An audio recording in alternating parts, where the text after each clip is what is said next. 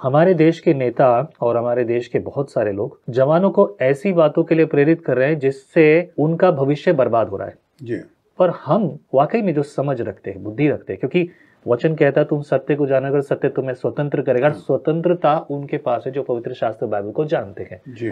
तो जानते हैं। तो हम अपने जवानों को किन किन बातों पर प्रेरित करें, किस किस विषय के लिए प्रेरित करें। बहुत बार कॉन्फ्रेंसेस हो रही हैं, प्रचारक प्रचार भी कर रहे हैं, पर मोस्टली दे जस्ट प्रीच कि ये तुम लोग विश्वास करो और यीशु के पीछे चलो। But what exactly we fail to give them why we need to follow Christ. मेरा सवाल ये कि किस किस भागों में, किस किस स्तर पर हमें अपने जवानों को लेकर जाना चाहिए।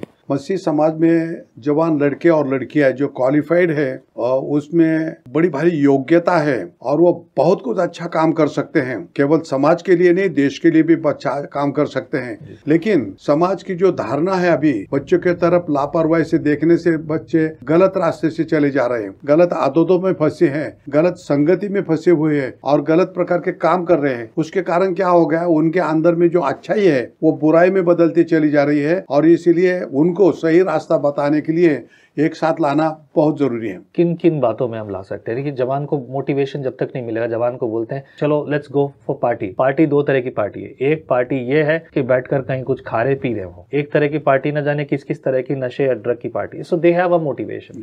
What we are going to give them कि वो अपनी जिंदगी को बदले और सुधारे और सही मार्ग पर ले आए, जिससे परमेश्वर भी खुश हो और वाकई में देश की भी उन्नति हो। ऐसे एक साथ बुलाए हुए जवानों की जो कॉन्फ्रेंस होगी उसमें एक बात बच्चों के मन पर ठोस कर बताई जाएंगी कि वो हमेशा अपने चर्च के अंदर में जाके वर्शिप सर्विस में हिस्सा ले ले। जवान बच्चे लोग करीब करीब चर्च में जाते नहीं, तो चर्च में जाके वचन सुनना उनके लिए अनिवार्य होना चाहिए। ये हम ऐसे कॉन्फ्रेंस में सिखाएंगे। बाइबल पढ़ने से सारी बातें नहीं होती, बाइबल को अपने जीवन में लेने का है। तो अपना चरित्र जो है, मसीह समाज का जो चरित्र है वो उनके जीवन में हमने तैयार करना चाहिए। उनका कैरेक्टर अच्छा हो, उनके विचार अच्छे हो, उसकी संगति अच्छी हो, उनके काम धंधे अच्छे हो, ताकि वो क्या हो जाएगा कि समाज को उसका फायदा हो जाएगा। समाज के लिए एक साथ, चर्च के अंदर एक साथ आने के, माँ बाप के साथ एक साथ पारिवारिक जीवन में अच्छा बनाने के लिए उन्होंने कुछ कोशिश करना चाहिए। इसके कारण एक बात हो जाएंगे कि वो बुरी संगति में जो फंस रहे हैं वो उससे निकल जाएंगे। जैसा आजकल दिखाई देता है कि ज्यादा करके जवान लड़कियां एक प्रकार की लिविंग रिलेशनशिप कि जवान लड़के बिना शादी के एक दूसरे के साथ रहते हैं। लगभग सभी जगह होता है।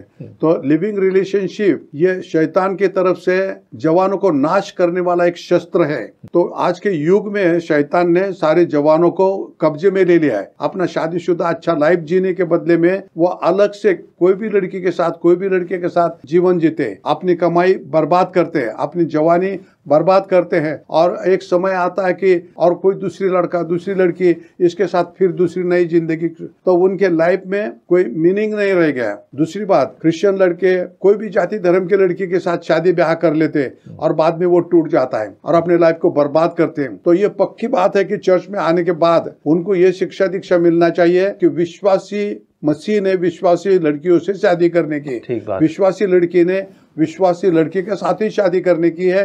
उसके कारण से एक मसीह जिंदगी उस परिवार में तैयार हो जाएंगी। हमारी जो कमाई आती है, तो आजकल के इंटरटेनमेंट का ये जमाना है और अपने कमाई को बर्बादी में खर्च करने के रास्ते बहुत सारे खुल गए। ये बड़ी मेहनत से कमा हुआ पैसा सही ढंग से खर्चा करने के लिए केवल मसीह समाज के जवान ही कर सकते हैं। दूसरी जाति धर्म के जवान इनके बस की बात नहीं है। तो हमारे कॉन्फ्रेंस के द्वारा ये काम बहुत अच्छे से हो सकता है और साल 2 साल के अंदर हमारा पूरा भारतवर्ष का जवान ये सही रास्ते पर चल के समाज हमारा समृद्ध हो जाएगा। जवान लोग चर्च में नहीं जा रहे हैं, उनका चर्च में इंटरेस्ट नहीं है, क्या इसमें पास्टर्स एंड लीडर्स की कोई जिम्मेदारी नहीं बनती? जवान लोगों को चर्च में जाने के लिए कोई इंटरेस्ट नहीं है और उसके कई कारण हैं। पहली बात यह है कि पास्टर लोगों के पुलपिट की जो मिनिस्ट्री है वो जवान लोगों को प्रभु मसीह के पास लाने में नाकामयाब हो गई है। उनकी जो बातचीत है, उनका जो पर्सनल लाइफ है वो मैसेज के साथ मिलता जुलता नहीं है और इसके कारण से जवान लोगों को ऐसा लगता है कि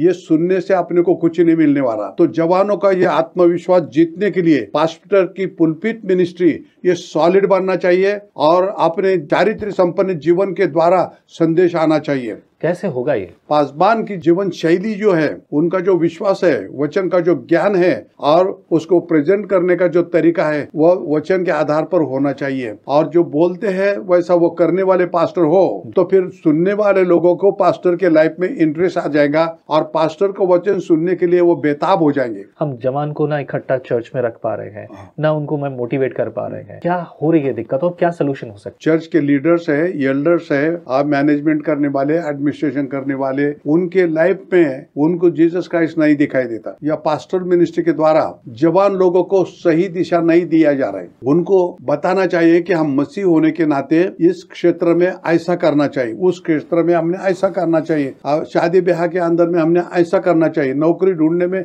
हमने ये करना चाहिए, एजुकेशन लेने में हमने ये करना चाहिए, माँ बाप की आज्ञा मानने में हमने ऐसा करना चाहिए, या चर्च के अंदर में चर्च के डिसिप्लिन पालने के लिए हमने क्या करना चाहिए। तो ये सारी चीजें जवान लोगों को कोई नहीं सिखाता और उसके कारण जवानों को समझता नहीं अभी किधर जाने का है। तो दुनिया का आकर्षण है वो आकर्षित करता है और जवान उस गलत रास्ते से तेजी से बढ़ते चले जा रहे हैं। उसमें से शराब पीने में, बदमाशी करने में, गुंडागरी करने में, चोरी करने में, झगड़ा टंटा करने में, लूटलाट करने में और लोगों को फंसाने में, सभी क्षेत्र के अंदर जवान अग्रसर है। अब उनको जो बचाना है, हमारे मन में ऐसा लगता है कि ऐसे जवान लोगों को जो गलत रास्ते से जा रहे हैं उनको एक साथ ही दिलाया जाए और उनको सही दिखाया जाए, सही रास्ता दिखाया जाए, तो हो सकता है कि हमारा मसीह समाज का जवान वो बच जाएगा।